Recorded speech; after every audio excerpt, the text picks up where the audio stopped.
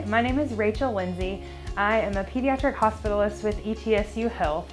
I actually went to residency here at ETSU in pediatrics, and I chose to stay here as faculty because of the people.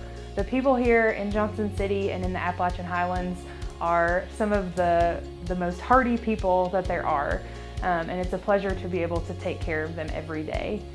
I also went to medical school here and chose to stay here for residency because of that same reason. The faculty and the residents that I got to work with as a medical student really helped me choose to stay here.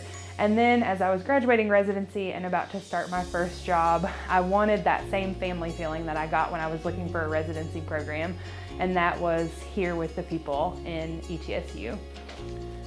Johnson City is a great town to live in. I've lived here now since medical school and residency, and now as faculty. It is a medium-sized town in the mountains. It's great to raise a family. I have a little 5-month-old myself. My husband and I love doing all there is to do in Johnson City. Lots of outdoor activities, lots of festivals downtown. Downtown is booming with lots of new restaurants, lots of new shops, and it's a really fun place to be. So as I said, I went to pediatric residency here before I joined as faculty, and the program does a great job at training strong general pediatricians, but also training people who want to go into a fellowship as well. So I decided to go into hospitalist, which lets me see kind of everything that I enjoyed in residency. I get to work with subspecialists, I get to work with general pediatricians, and the program did a great job of preparing me for that.